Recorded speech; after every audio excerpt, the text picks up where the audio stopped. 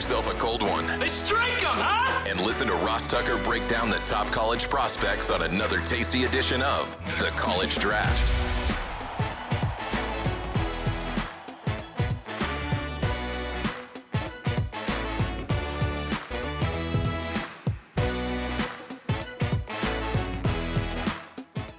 Yeah, it is Daddy Soda time here on the College Draft Podcast, presented as always by DraftKings. I'm Ross Tucker, former NFL offensive lineman, 5 teams, 7 years.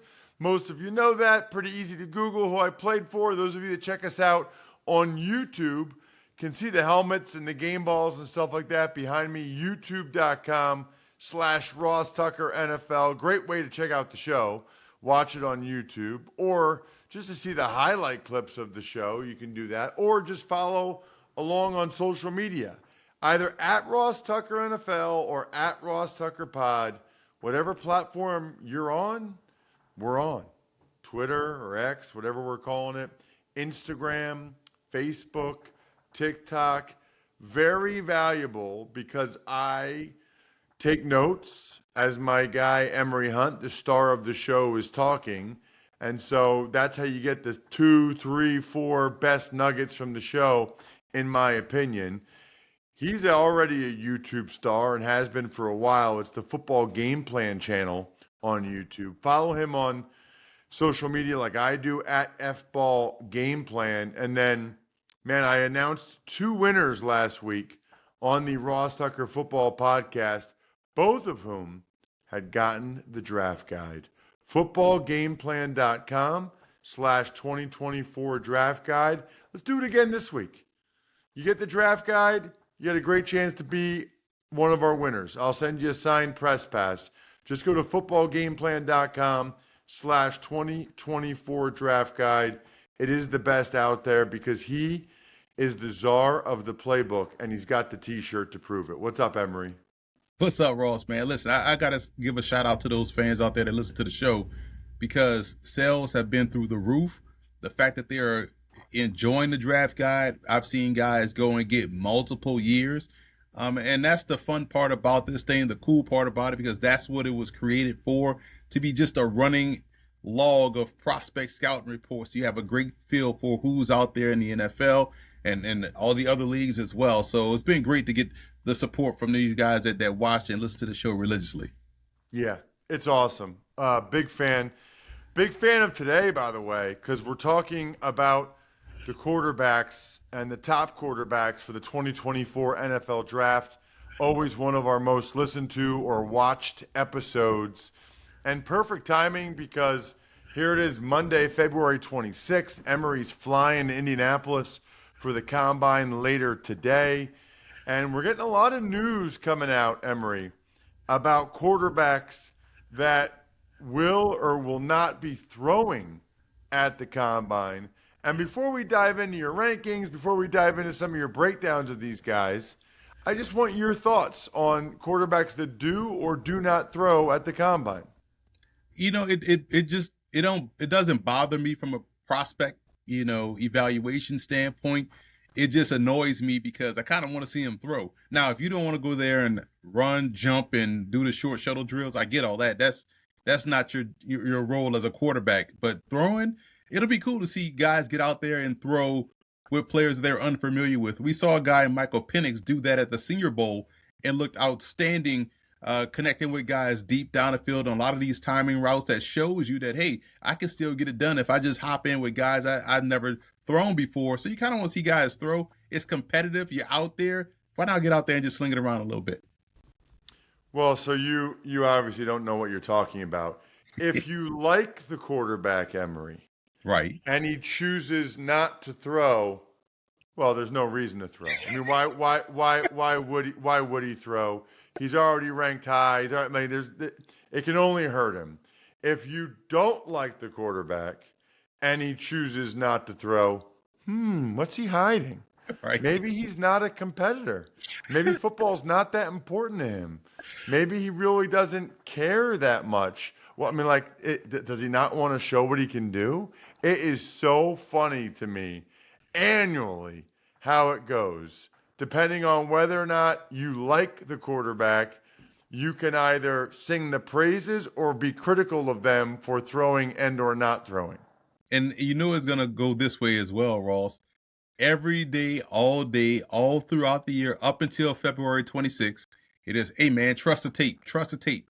As soon as something noteworthy happens at the combine, all tape is out the window. Trust the combine. It's the best form of football analysis. And when you can break it down what these guys do in shorts, guys moving up the charts, down the charts with no football being played, it's a great American annual tradition. You know, I will say this. I feel like if a guy doesn't quote unquote throw great, there's an explanation because he's throwing to guys he doesn't know. And so, you can understand that. And people aren't going to I would think that scouts wouldn't downgrade him for that because it's like, okay, the guy had 75% completion percentage or whatever it was in college. Like, that's not an issue, right? Meanwhile, if you throw with these new guys and you light it up, I feel like that can help you a little. Probably not a lot, but help you a little bit. I guess I feel like there's probably more upside than downside. You know who's gonna throw? Joe Milton, Bazooka Joe Milton. I feel like Indy should just go ahead on and create a separate event for Joe Milton. Like, let's go outside. Let's go in the middle of the highway. Let's go downtown Indy and just have Joe Milton throw the ball to wherever you decide for him to throw the ball to. Because I want to see Joe Milton throw. That's the one thing I want to see happen in Indy is Joe Milton throw the football. I don't care about anybody running the fast 40. I don't care about anybody jumping high. I am only there to see Bazooka Joe light it up. I love it. So let's get into your rankings here. And your number one quarterback, I think you've been pretty consistent about this for a while now. It is Caleb Williams from USC. I think that seems to be the consensus, although there are some people I've noticed that disagree. Give me your breakdown of him and why you have him ranked number one. Right off the bat, Ross, he has elite field vision. So and this is where the Patrick Mahomes comparison comes from, is because every option is open at any given time during the play because we know he sees the field exceptionally well. So you're never covered as long as you can work yourself open and as long as he's back there with the football, he can find you. And that's the Patrick Mahomes side of things. He also is a fantastic athlete. He'll take off and go 70 yards on a run. So he gives you both the pocket passing and the dual threat capability, and he's done it at an elite level, at a high level, consistently at two separate Power 5 programs, and he's able to throw the football with accuracy deep down the field. He can live in the intermediate area of the field, and he's an A-plus athlete, a guy that competes well and wants to win. He's checking a lot of boxes for me, and that's why he stayed at number one from the time I started this process to where we are now. So there's a lot there. Number one, I've seen people, I think it's a lot of people replying to our YouTube videos, commenting that he had a bad year, that he didn't play well. And a lot of people seem to be talking about the fact that there was a video of him crying to his mom or something. I took that as a positive, that he cared that much about it, that he cared that much. I mean, dude, the guy already won the Heisman. The guy's going to be the number one overall pick, but he's that upset because he wanted to win the Natty. He wanted to win the national championship. To me, that was a positive. Right, and he knew that at that point it was over. They had no chance of getting to the postseason, no chance to win a national championship, and he didn't care that he won the Heisman and came back for another year, trying to win a second one. He wanted to go out there and get USC to the national title game, and it didn't happen after that loss. And all of those emotions that he probably was carrying all throughout the season just hit him at that one moment. And people love to criticize. We have become so negative as a society, thanks in part to social media, where if you like something, everyone jumps in instantly and tell you why you're wrong, why they hate it, why you don't like this, as opposed to that. So, at the end of the day, these are still college kids. And let these guys just show their emotion, man. And I think that was a good thing for him because it does show, like you said, the passion that he has for the game. What would you say the knocks are on him, Emory? What are the things that are areas or room for improvement? Well, he does put the ball on the ground. The fumbles are something that really concerns you that, hey, man, you can't you got to be more careful and not reckless with the football in that regard. Interceptions, give or take, whatever. He has that little bit of the Jameis Winston in him, in a sense that he feels as though he has to make the play in order for the team to move forward, and not realizing. And we've seen Jameis get better with this as he's gotten older, in terms of it's okay to throw the ball away. And so for Caleb Williams, sometimes he feels as though he has to make the play, and that leads to him scrambling for 90 seconds, trying to make a play when the best play was to give those guys a break, throw the ball out of bounds. So now you save 90 seconds, and those guys' energy for the next play is going to be at where it needs to be, as opposed to out of breath. So putting the ball on the turf, protecting the ball, and knowing when to let a play die is where he has to get better. How does he compare to other prospects we've seen in recent years? We always hear the generational, or we hear this guy's like a lights out prospect. Like, I know you'd give grades, so you know what they are, and maybe you don't have it in front of him if I'm putting you on the spot, but just, off the top of your head, how does he compare to the guys we've seen the last 2, 3, 4, or 5 years? Bryce Young and even just CJ Stroud. He's higher graded than the CJ Stroud, the Anthony Richardson, the Bryce Young, because I had those guys at 86. I have Caleb as a 90. And when you're grading at 90, you're putting him in the conversation with my other grades of 90 just recently off the top of my head. The Deshaun Watsons, the Patrick Mahomes, the Trevor Lawrences, the Lamar Jacksons. Those guys got 90 grades. Even Dwayne Haskins, I thought, was a phenomenal college passer, throwing the ball all over the yard, got a 90 grade. And that's where he lands with his grade, in my opinion. So yes, he is. If he was in last year's class, he would have gone number one, in my opinion, or he would have been the best quarterback prospect. And how much I love these other quarterbacks in that class last year. I thought all three, you couldn't go wrong with any one of the three you chose. But Caleb Williams, to me, is one of one, and definitely falls in that I don't give a lot of 90s. And so when you have a 90, that means I think you are destined for a superstardom, and I feel like that's the case here with Caleb Williams. Let's talk about Jayden Daniels, another guy that's getting a lot of attention and had a fantastic year. Jayden Daniels, listen, what he has that is the elite trait is the it factor. It's the what's inside. It's the guy that plays outstanding situational football. His situational awareness is second to none. I think he's the best in the class in that regard. You never feel like you're out of a game with Jayden Daniels out there. And this goes back to when he was at Arizona State. You go back and look at the game they played against Oregon, who was a top 5 team with Justin Herbert under center, and he went out there and beat Oregon, obviously in Tempe. But you fast forward to last year, even in that first game of the season, his first game with LSU, or they're playing Florida State, and they're killing themselves all throughout the game, and they still had a chance in the end to tie the game, to go into overtime, and the kicker missed the extra point or whatnot. So this dude has ice water in his veins. We saw that play out this year for a full season. If Jayden Daniels is not on LSU's team, LSU is probably a 6-5 team on the season. So with him, they had a chance. They had a chance in every game. They needed him to be Superman in order to have success. So when you're able to elevate your play, regardless of what's going on around you, and still lock in, I thought he got better from the pocket this year. I thought he got better from a deep ball accuracy standpoint. He was connecting a lot more in the deep ball this year as opposed to last year. And when you combine all of that with the fact that his running ability just gives you an out, you're never in a bad play, you have to like him as a first round talent. I think that's why you're seeing a lot more people get on board with Jayden Daniels being a top 2 pick, top 5 pick, because he's definitely warranted that. Whether you're hosting game day or movie night, DiGiorno knows that planning a watch party on a budget isn't easy. You need the perfect setting, perfect squad, perfect eats. Luckily, you're a game time mastermind. You know that grabbing DiGiorno Classic Crust Pizza can bring home a dub because it's packed with half a pound of cheese, sauce, other toppings, and comes at an incredible price. Make the game-winning call. Grab a DiGiorno Classic Crust Pizza from the grocery store today. It's not delivery. It's DiGiorno. Wash it down like I do with Labatt Blue Lights. Going to have a bunch of them this weekend. Should be delicious. Living life to the power of we. Always enjoy responsibly. Beer, Labatt, USA, Buffalo, New York.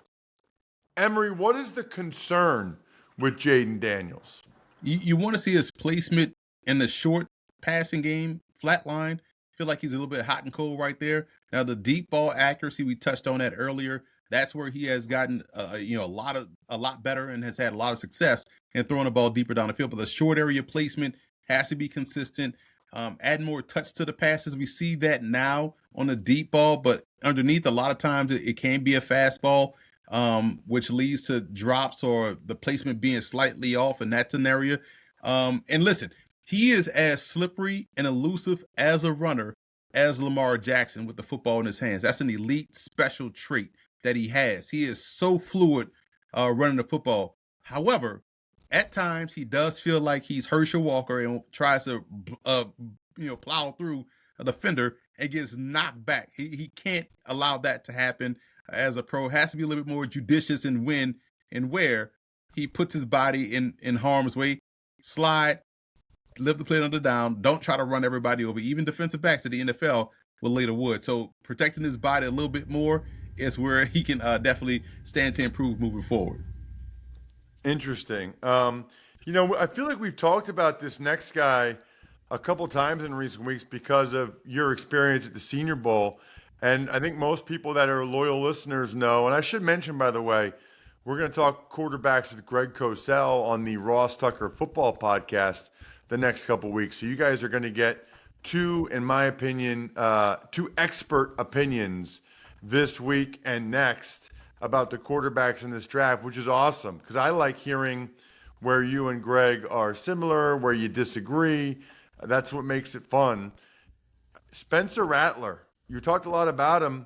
You were way ahead of the game, Emory, with the Senior Bowl, and then I've seen guys like Louis Riddick and others really giving him his flowers after that performance. I don't know what else there is to say that you didn't touch on the last couple weeks in terms of what you've seen from him.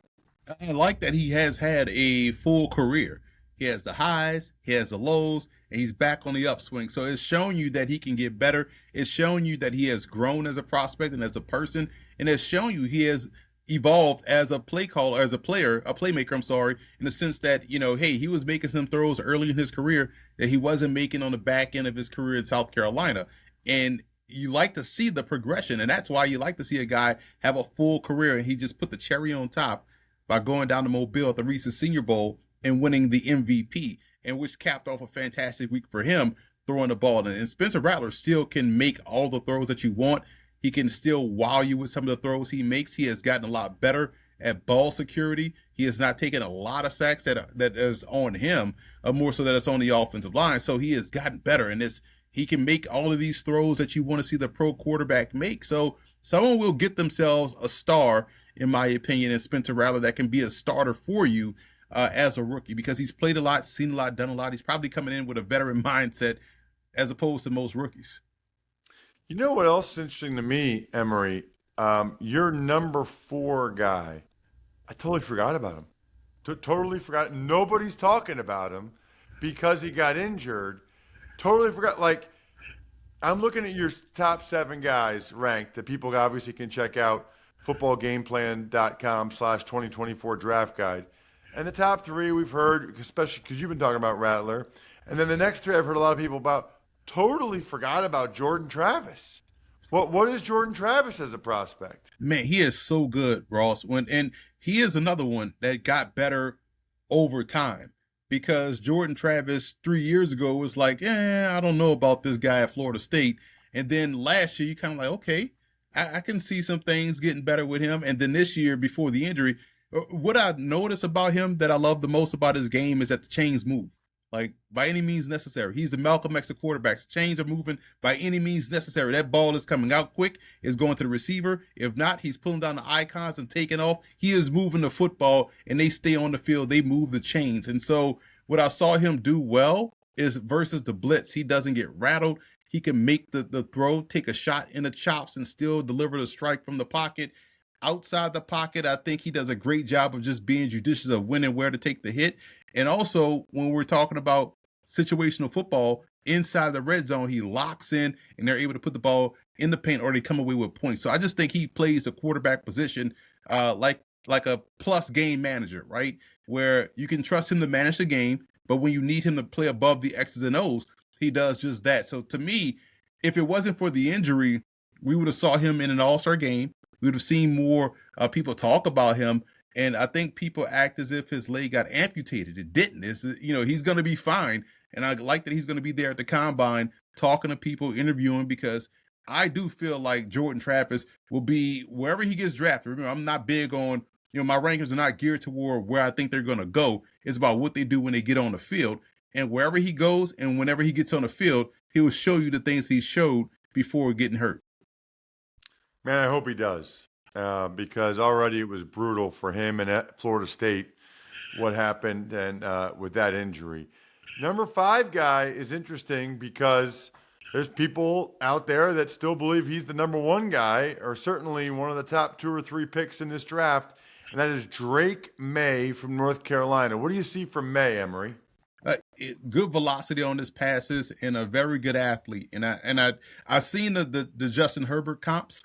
And it's twofold, but where he differs from Justin Herbert is that Drake Maye really embraces that he's an athlete and has no problem in taking off and running to go and score. So I love that about his game, that he's like, listen, I'm not going to sit back here and try to, make a play with my arm just for the sake of making a play. I'm going to go out there and try to pick up these first downs and pick up these yards. So I like that he's willing to go above and beyond the X's and O's. We've seen him have a tremendous career at North Carolina, stepped in right for Sam Howell and played really well. In that first game against Florida A&M, granted, it is Florida A&M and it is a Florida A&M team that had a lot of people had to stay home because of, ineligible, clearinghouse questions. But that game was competitive and it went back and forth, and you saw him get a lead, lose a lead, regain a lead, and have to, come back. And that was the first game. We was like, okay, this guy actually is pretty doggone good.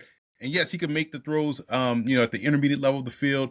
He does a great job with his athleticism and throwing on a run. And that's where Drake Maye, I can understand why some people may like him. But for me, on the other side of things, and this is the Herbert thing, on the flip side of that, is where you're watching a Drake Maye game and you're still, at the end, you're like, I need to see something more. There's something missing. There's something that's just not registering in terms of like, okay, that's it. That's the reason why, right? Same thing with Herbert. You'll watch him play and you're like, oh, yeah, he's pretty good. He can make these throws. And then, you just kind of like, and it's not as bad on the back end like Herbert during the season, where in the fourth quarter when they have the ball and they need to score and he throws the interception, it's not that egregious.